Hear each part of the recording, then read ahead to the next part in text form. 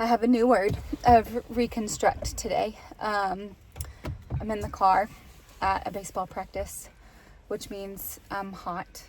I tried too many places outside to try and prop up my phone and do different things and not have the sun blaring in my face to where I couldn't even look at you, if there are any yous.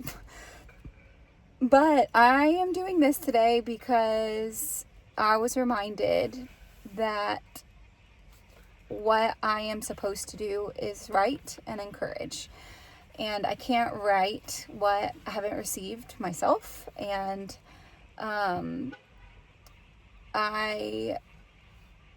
just kind of been impatiently begging the Lord for a while. I don't know how many weeks, months, whatever, but I just feel like it's been a busy season where there have been a lot of tasks and people with needs, and I have prioritized all of that over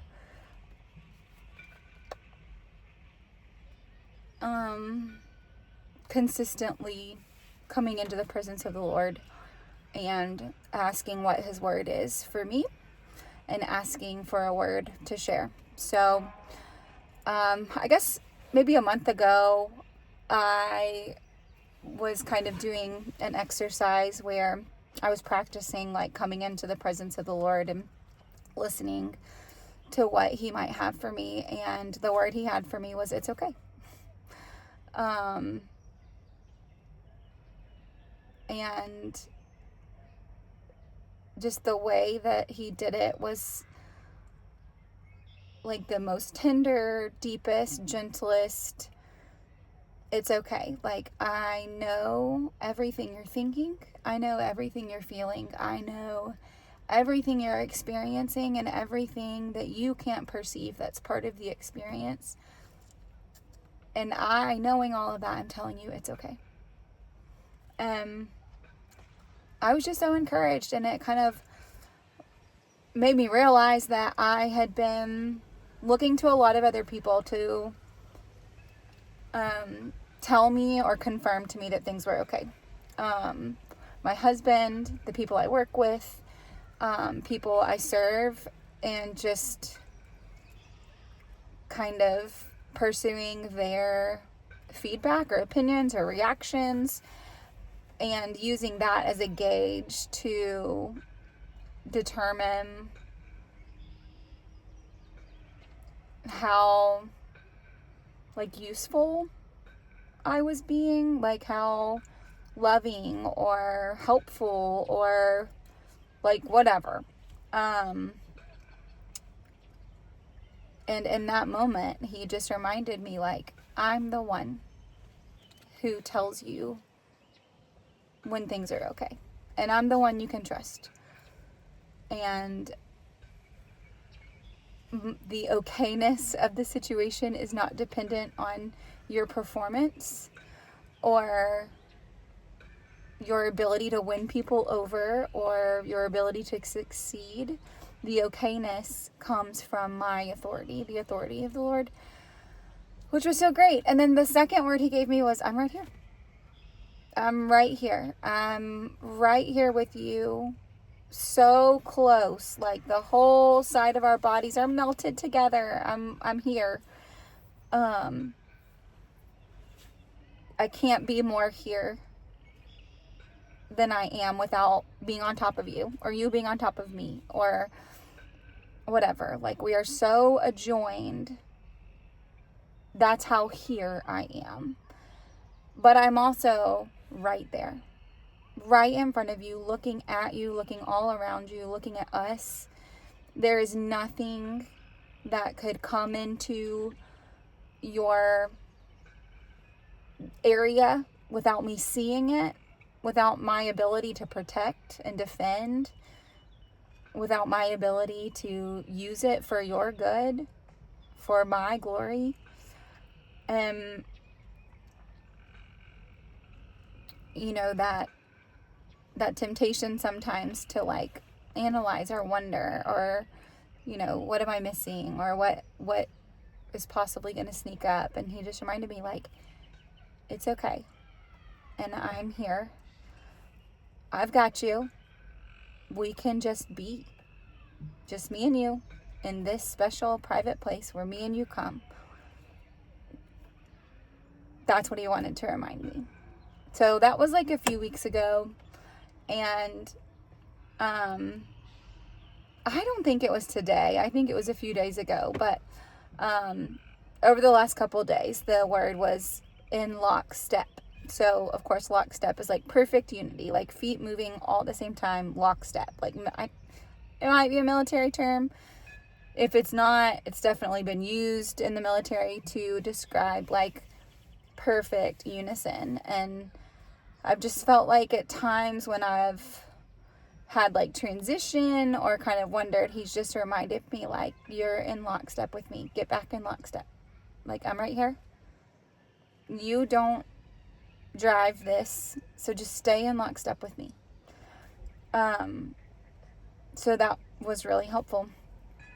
And then he just reminded me today, like, I've asked, if you haven't asked the Lord, like, what your identity is, in him, like, my identity in him, of course, is daughter and, saved, like, all the things that scripture says generally about everyone. But he has a specific, like, call on your life and something that you were created for and designed for, that you're destined for. And so I've talked to God about this, and every time I do, he says, you're a writer and you're an encourager. And I realized, like, I haven't written in a long time. I've done a whole lot of other things, and I've said to myself, like, when all this gets done, I'll do that thing. And he just reminded me, like, it's okay. I'm here. And that's the thing. That's the thing that I've made you to do. All these other things, you can do them. Someone else can do them. Doesn't really matter. But this is the thing that I've created you to do. So that's the thing that you're going to hear me in the most. You're going to encourage others through the most. So you can do all those little things too that might encourage, but where the sweet spot is for me is that. So I was kind of like, okay, I know that. So, and I knew all of these things. Like, none of these things were the first time I'd heard them. So then I was like, okay, like, where did this get off track? Like, how did I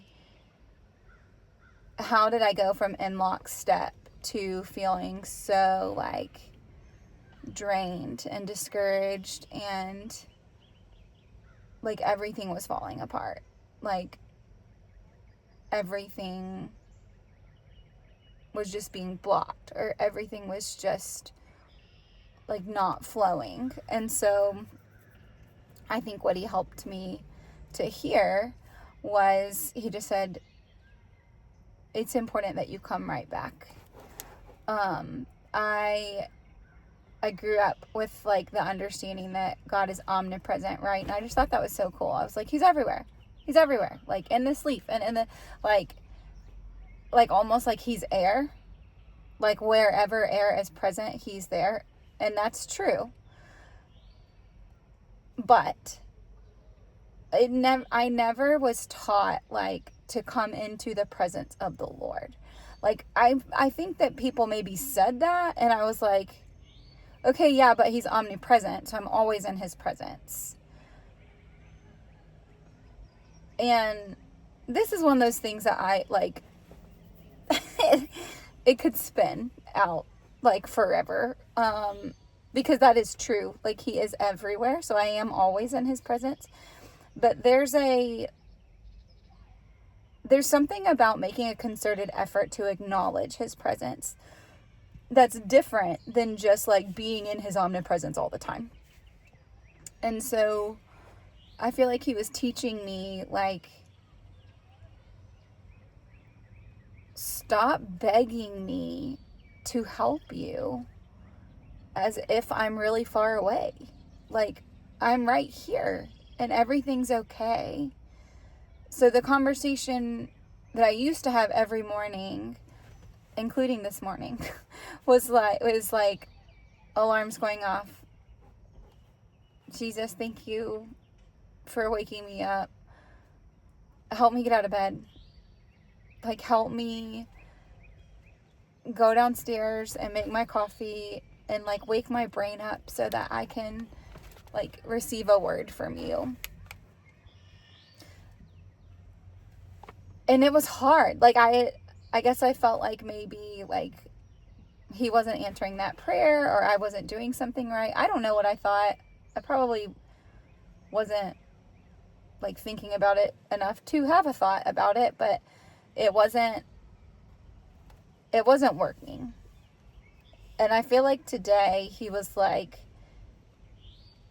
stop asking me all that stuff. Like, that's the stuff that just freely flows to you as my daughter who I love. Really, it's more of a, today's a new day. You are you. You are my Father. You are my everything. You're all I want. You're all I need. Show me your glory. Show me your face. Okay, Dad, what are we going to do now? Maybe it's go for a walk. Maybe it's listen to a worship song. Maybe it's journal. Maybe it's read the next part on the Bible reading plan that I'm in. But I've found that, like, I just kind of throw up a softball, like, all right, Jesus, help me. And then I just drive ahead, hoping that I'll catch him doing one of the things. And I feel like what he's telling me is, like, I'm right here. You don't have to catch me. You don't have to participate in some ritual to get me. You already have me. So all you need is to remind your flesh every morning that you are mine and I am yours, and be with me throughout the day. So I'm like, okay, so what does that look like? Like, what are we going to do first? So I've done this before. And then what happens is I do the first thing, and then I'm like, okay, yeah, I need to do that task for work. And then, okay, yeah, now I need to do that other task for work. Oh, I got to get the kids up now, and now I got to do this. And then like he gave me the first thing, and then I just like kept myself going or distracted myself. And none of those things are bad things, but he just gave me this sweet reminder of like, what do you do when the kids come home from school? Do you tell them like, hey, y'all need to unpack your bag, you need to get a snack, sit at the table, do your homework, do this, and then make sure you lay out your clothes, and then later we're going this, and you just expect them to like do all of that and not like interact with you at all? And I'm like, no. It would be horrible. It would turn out horrible. So he's like, all right, so what do you do? I said, I tell him to come right back. I say, all right, we're putting away laundry. Take a handful, and after you've put that away, come right back. And they come right back. And I say, okay, now take a new handful. When you're done with that, come right back. And the thing is, honestly, usually they don't come right back. They just don't. They get distracted with each other having conversations, or something they see in their room, or something they're frustrated about, or they just remembered they have baseball practice and they're excited about that. And there's 4 of them, so like there's no shortage on possible interruptions. But more often than not, I end up having to go back upstairs and say, what are you doing? Oh, okay, what are you supposed to be doing? Putting away my laundry. And what did I say? You said come right back. Did you? No. Okay. Now what are we going to do? And he just reminded me, like, in the sweetest way, like, Lainey, you've got to come right back. Like, do the first thing and then come right back. No, you can never leave my presence. Whether you're in the heavens or in the depths of Sheol, like it says in the Psalms. Like, if I ascend to the heavens, you are there. Or if I descend to the pit of Sheol, you are there also. You can't leave me. In the same way, my kids can't leave me. They can't leave my heart for them. But of course, like, this is a broken metaphor. They can leave me. And there are times that I am not inexhaustibly loving or inexhaustibly forgiving. But he is. So I can't exhaust his patience. I can't exhaust his grace like they can mine. But he just reminded me in the sweetest way, like, just like you tell them to come right back, it's not to rob them of their personal choice or their favorites or the blessings. It's to shepherd them, to guide them so that they can receive the fruit of the task that's finished and receive the next thing in its time, in its abundant way. And I just don't do that. I don't do that well.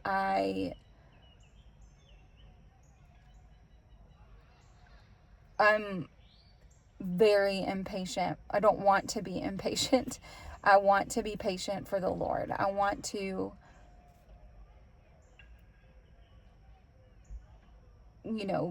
praise him and worship him in the morning of thank you for choosing me and allowing me to choose you, and I am yours and you are mine, and what are we going to do today? And just the joy of the Lord to get me out of my bed and do that first thing, but to remember to come right back, to stay in lockstep. And that was a good word to me, because I think over the last little bit, whatever it's been, I haven't been on lockstep. I haven't come right back. And the fruit of my life has shown that. Like, my energy has been low. I mean, I've had highs and lows. I've had peaks and valleys. And the goodness of the Lord is the only explanation. I mean, he's given me abundantly wonderful things. And a lot of them. And I'm just really grateful for the word to come right back. So a while ago, like a long while ago, I had a habit of like checking social media first thing, or not even necessarily social media, but like opening up my phone and like checking my email, checking my text messages and checking social media. And at some point, I don't know how or what the Lord used to wake me up, because it wasn't a word from him like this was. It was more of a like, somebody else said something and it resonated, and I was like, oh yeah, that makes sense. So I decided to get off social media. I decided everything, and then like at some point the idea came, and that probably was from the Holy Spirit, to like plug up my phone somewhere else and not check it. So during that time, what replaced that, I deconstructed that and reconstructed this like pleading for the Lord, like seeking the Lord, like as soon as my eyes open, Jesus, I know you're here. Help me. Like, help me keep my eyes on you. Help me like pursue you, and help me like learn from you and be with you. And that was perfect. But it's not perfect anymore. And I'm still doing it. And I feel like what he told me today was like, it's time for you to deconstruct that. Like, why are you still begging like you're a beggar? Like you don't know I'll help you, or that you haven't already received the help. Like you have the joy of the Lord. You have the reward now to wake up with like complete presence of the Lord right there, and I can just be thankful. So anyway, I guess like those words you hear, like we need to wake up, like awaken me and bring new revelation and you're doing a new thing. Like, he's doing all of that. And he's like, why are you still acting like you're sleepy or like you're asleep? And of course, I don't mean like I don't mean physically. I mean like spiritually. Like, he's like, you're awake. Like, you're alive and you're lively. So stop rehearsing the old way. The new way is this. It's here. So it's okay. I'm right here. So what are we going to do? What are we going to do today? We're in lockstep. And you're a writer. You're an encourager. So come into my presence, receive the word, write it down, and encourage other people with it. That's pretty simple. And those are the things that I haven't been doing. So, coming right back is something that is essential for the success of my kids. It's essential for my flourishing to keep coming right back. I've got to come right back. And that's hard. There are a lot of distractions. There are a lot of interruptions. There are a lot of disruptions. But there's not a single one of them that surprise him. And there's not a single one of them that he doesn't have a word for. So if I'm in lockstep and I'm coming right back, I don't have to receive that disruption, interruption, distraction on my own. I receive it with him. Okay, so now what? Are we going to do this? Are we going to address this? Are we going to process this? Because I think sometimes I get caught up in like, if I don't address it now, I'll forget about it, and then it could get worse. But the beauty of being in lockstep with the Lord and in his presence is I don't have to rely on my intellect to make that decision.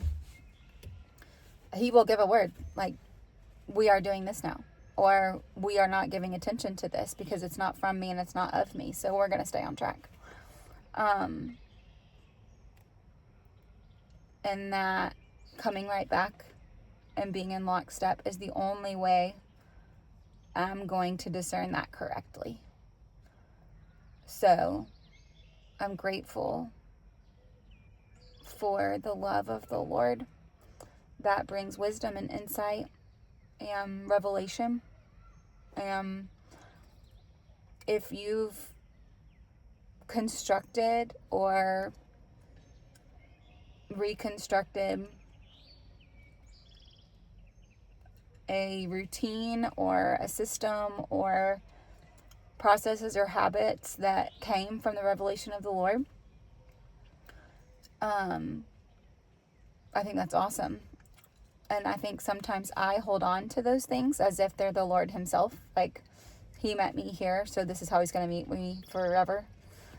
And he's so good to tell me, like, I'm not restricted by that. I'm not limited to that. And if I become so small to you that that's all I am, then I'll take it down. And I'll put something else in its place so that you remember there's nothing that can keep me from you. And there's nothing that can like restore me to you other than our time together. So in his goodness, he keeps calling me back, keeps calling my name. Hey, I said come right back, where are you? Sometimes he comes to get me. Sometimes after a long day and my head hits the pillow, he says, hey. I'm like, hey. Where, like the question almost comes, where have you been? But then I know, like, That's not the question. The question is, where have I been? And I haven't been on lockstep. Because I talked to you this morning and I haven't, like, resolutely been in your presence since. So I don't know if any of that makes sense and if anybody's even watching this, but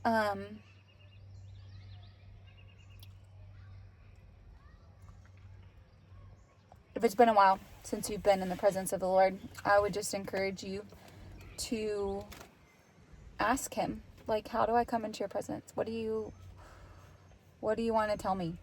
What word do you have for me?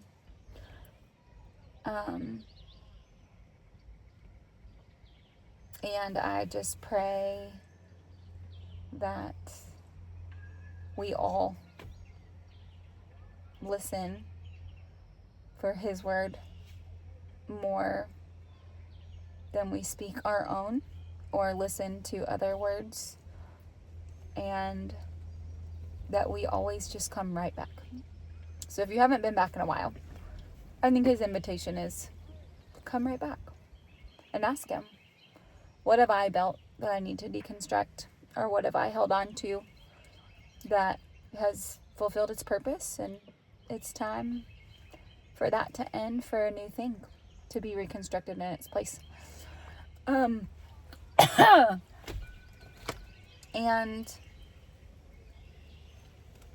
in my own life, I pray that I get to keep doing this, and that whenever the Lord gives me a word, that I will come share it. And I hope it means something to someone.